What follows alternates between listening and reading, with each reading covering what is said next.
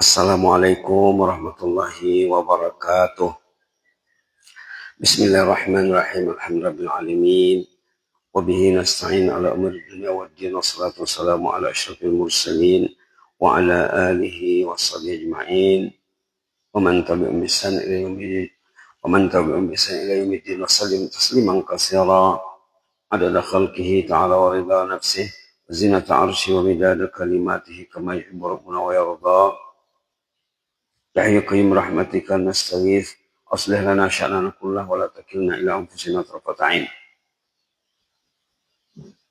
Para jemaah kekasih Allah, kekasih Rasulullah yang dihormati sekalian, kembali kita mengucapkan alhamdulillah di pagi yang penuh barakah, pagi Jumat pertama bulan Sya'ban ya. Semakin dekat bulan Ramadan, nilai waktu semakin mahal. Nilai yang maksimal dalam setahun, nilai waktu yang maksimal adalah bulan Ramadan. Untuk menghadapi Ramadan perlu persiapan. Masuk Ramadan tanpa persiapan, nanti dikhawatiri Ramadannya tidak berkualitas ya. Mudah-mudahan kita diberi kualitas yang tinggi pada bulan Ramadan nanti. Salawat beriring salam ke atas Rasulullah SAW. Renungan ringkas di pagi hari ini ayat 29 surah Al-Insan halaman 580. Ayatnya berbunyi inna hadhihi tazkirah. Ayat Al-Quran ini tazkirah, peringatan. Tazkirah sudah masuk dalam bahasa kita, sudah menyerap. Tapi penyerapannya mungkin tidak sama antara satu dengan yang lain. Orang-orang yang mengaji agama tahu di atas tazkirah itu mungkin ya. Yang tak biasa mungkin perlu lagi membiasakan diri. Tazkirah artinya peringatan. Quran ini peringatan. Faman syaa ittakhadha ila rabbih sabila. Siapa yang ingin, carilah jalan menuju Allah. Artinya mesti berusaha. Quran ini peringatan, kita mesti mempelajarinya. Oke, ayat 29 surah Al-Insan. Inna hadhihi tazkirah. Ayat kalamullah ini, Al-Quran ini tazkirah, peringatan. Faman syaa ittakhadha ila rabbih sabila. Siapa yang ingin, siapa yang mau, carilah jalan menuju Allah. Artinya, mencari jalan mesti berusaha. Kita akan kaitkan dengan ayat dalam surah Al-Kahfi. Karena di hari Jumat juga kita dianjurkan baca surah Al-Kahfi. Kalau tidak siang, malam ya. Kalau malam, siang. Kita ambil ayat 46 halaman 299. Karena Quran ini tazkirah, peringatan, kita ambil satu peringatan pendek dari surah Al-Kahfi ayat 46 halaman 299. Al-malu wal banuna zinatul hayatid dunya wal baqiyatus salihatu khairun inda rabbika thawaban wa khairun amala. Ada jemaah yang saking senangnya dia baca surah Kahfi, hafal sama dia surah Kahfi ini. Tidak dia hafalnya, tapi kan dibacanya, masuk di hatinya. Yasin juga begitu. Banyak baca Yasin, baca, lekat di hatinya. Al-Waqiah juga begitu. Begitu seharusnya ya. Seharusnya kita mulailah pada surah yang pendek. Sama ada di surah Al-Muluk, Tabarakallazi biyadihil mulk. 30 ayat pendek. Atau surah Al-Waqiah 96 ayat. Atau Yasin 83 ayat. Kahfi ini 100 berapa ya? 100 bismillahirrahmanirrahim 110. Ayat 46 surat Al-Kahfi mengatakan al-malu wal banun zinatul hayatid dunya. Harta dan anak perhiasan hidup dunia. perlu ada harta, perlu ada anak. Harta itu perhiasan, kepentingan pokok. Al-banun, anak, keturunan, anak cucu, zinatul hayatid dunia. Artinya perlu kita rebut, perlu kita kejar. Namun, wal baqiyatus salihat, ini mau difokuskan. Wal baqiyatus salihatu khairun inna rabbika thawaba wa khairun amala. Al baqiyatus salihat itu artinya amal soleh yang baki, yang kekal, baqa, kekal nilainya. Baki ini kalau di Malaysia dipakai, tapi baki di sana maknanya yang tinggal, yang tersisa.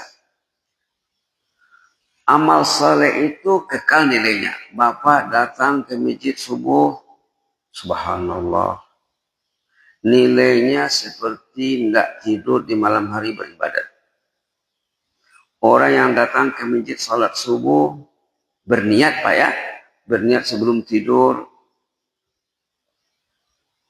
dia atur manajemen tidurnya baik-baik, dia bangun sebelum subuh setengah jam, 1 jam, sebaiknya sampai di masjid sebelum azan yang paling baik Pak ya. Yang paling baik datang sebelum azan atau waktu azan. Orang yang datang ke masjid, salat subuh, berjamaah, tepat waktu, tidak telat, tidak terlambat, nilainya seperti beribadat 1 malam tak tidur. Bisakah Bapak mengaji 1 malam tak tidur? Baca selawat, tasbih, tahmid, tahlil, istighfar. Tentu susah Pak ya. Nilai itu bisa diperoleh, diraih dengan datang sembahyang subuh. Jadi kalau tak datang rugi lah ya. Rugi besar. Subhanallah. Subhanallah. Dan tidurnya ibadat. Orang yang tidur di malam hari dengan niat bangun tidur, dia akan ke masjid atau akan sholat tahajud di rumahnya sebelum ke masjid. Tidurnya ibadat. Tidurnya ibadat. Dikasih nilai ekstra lagi. Nilai beribadah 1 malam tak tidur. Nilai naik haji. 1 pagi kita bisa meraih 2 haji. Nilainya ya. Yang kekal di sisi Allah. 1 karena datang sholat berjamaah berwudu yang sempurna dari rumah. Yang kedua dengan ada tazkirah. Kalau ada tazkirah di masjid di pagi hari, kita datang untuk mendengar tazkirah atau memberi tazkirah, 1 nilai haji tersendiri. Ini katakan wal baqiyatus shalihat. Amal saleh yang baki kekal. Harta dan anak tadi, harta tak kekal. Rumah ditinggalkan. Kendaraan sawah ladang tidak dibawa. Tapi nilai tadi dibawa. Wal baqiyatus shalihat. Jadi kita perlu memaham istilah ini, istilah Quran ya. Baqiyatus shalihat namanya. Kita datang ke masjid di pagi hari, sempat baca Quran sebelum salat. Atau sesudah salat, kita duduk 5 menit, 10 menit baca Quran. Setiap ayat dibacanya dalam hadis sahih, nilainya melebihi nilai kendaraan termewah di zaman Nabi. Kendaraan termewah di zaman Nabi unta. Unta itu kalau kita lihat harga unta termahal di internet melebihi harga kereta mobil termewah. Kata orang Malaysia mobil itu kereta Pak ya. Kalau orang Indonesia mobil. Kalau kereta di sini Honda, di Malaysia moto. Bahasa ya. Kereta kata orang Indonesia. Moto kata orang Malaysia. Motor. Artinya motosikl. Mobil kata orang Indonesia. Kereta kata orang Malaysia, Singapura, dan Brunei, dan Thailand. 1 ayat dibaca di rumah Allah di pagi hari, bahkan dalam keterangannya bukan pagi saja Pak. Setiap kali kita ke masjid, kalau kita baca Quran, nilainya 1 ayat dibaca lebih mahal daripada seekor unta besar gemuk zaman Nabi Kalau dibandingkan dengan sekarang, lebih mahal pada satu mobil yang termewah. Katalah mobil yang termewah bagi Bapak Fortuner tentunya. Kalau Bapak membaca Quran di masjid di pagi hari, satu ayat nilainya lebih daripada satu Fortuner. Jadi kalau Bapak tidak baca, hilang. Hilang nilai itu, Pak. Al-Baqiyatus Salihat, amal saleh yang baki. Saya pernah di Brunei. Saya sudah sholat, ketemu seorang jemaah, saya lihat dia baca Quran. Saya datang menemuinya. Pak, kita kan bersiap sholat. Untuk apalah baca Quran lagi? Saya menguji Bapak itu. Yalah betul, katanya. Betul kita sudah sholat. Saya baca Quran, saya takut sholat saya itu ada masalah, ada kekurangannya. Ada kelemahannya, maka saya baca Quran dengan niat. Mungkin kekurangan sholat saya dapat ditampung, dapat ditutupi dengan bacaan Quran saya ini. Itu niat dia. Bagus sekali ya. Dia baca Quran. Orang sudah pergi, dia masih baca Quran. Saya tanya aja. Untuk apa lagi baca Quran, Pak? Kalau kita tidak baca Quran di masjid, kita kena baca Quran di rumah. Kalau di masjid tak baca Quran, di rumah tak baca Quran, itu lambat nanti, Pak. Perjalanan Bapak menuju Allah akan lambat. Tengok ayat dalam surah Fatir. Fatir ini sebelum surah Yasin. Tentang pentingnya baca Quran. Dalam surah Fatir, Allah memperingatkan di sini halaman 437. Ayat 29 dan 30. Surah Fatir sebelum surah Yasin, ayat 29 dan 30, halaman 437. A'udzubillahi minasyaitonir rajim. Awalnya innal ladzina yatluna kitaballah. A'udzubillahi minasyaitonir rajim. Innal ladzina yatluna kitaballahi wa aqamus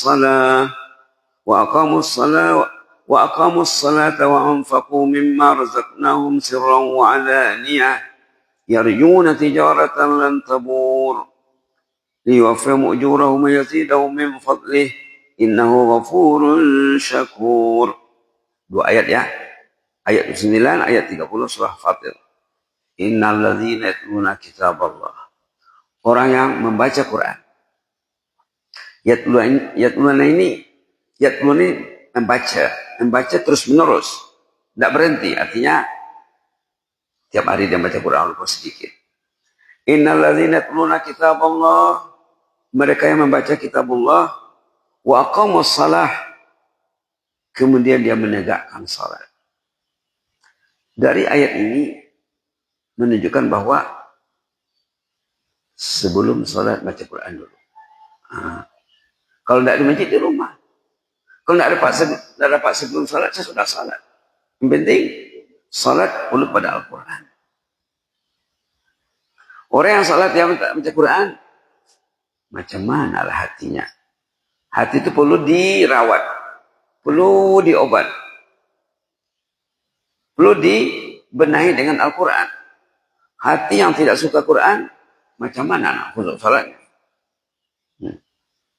Pernah sering saya cerita di sini ya. Saya pernah tinggal di komunitas yang bila mereka sholat subuh, saya sudah azan subuh, mereka membaca Quran setengah jam. Semua baca Quran. Sudah setengah jam nanti baru kamat. Kalau kita sepakat mau baca Quran 10 menit sebelum kamat, bisa. 15 menit bisa. Kalau di Brunei memang ada masjidnya yang sesudah azan, mereka tunggu kadang setengah jam, kadang 20 menit. Pernah saya sholat di masjid tersebut, saya baca surah Kahfi habis, baca Yasin habis, belum kamat lagi. Innal ladzina yatluna kitaballah, orang yang membaca Al-Quran terus menerus, wa aqamus shalah, baru menegakkan salat, wa anfaqu mimma razaqnahum sirran wa alaniyah, suka berinfak, pemurah orangnya, mengeluarkan zakat, sedekah, dan lain-lain.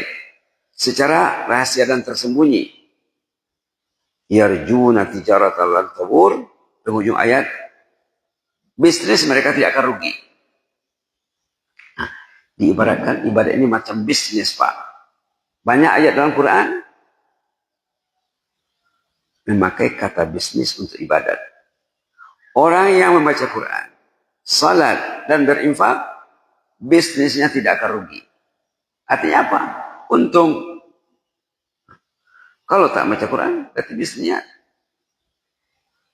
untungnya rendah mungkin ya. Itu ayat 29 ayat 30. Liyuwafihim ujurahum. Allah akan memberi ganjaran yang maksimal. Malah wa yazidahum min fadlih.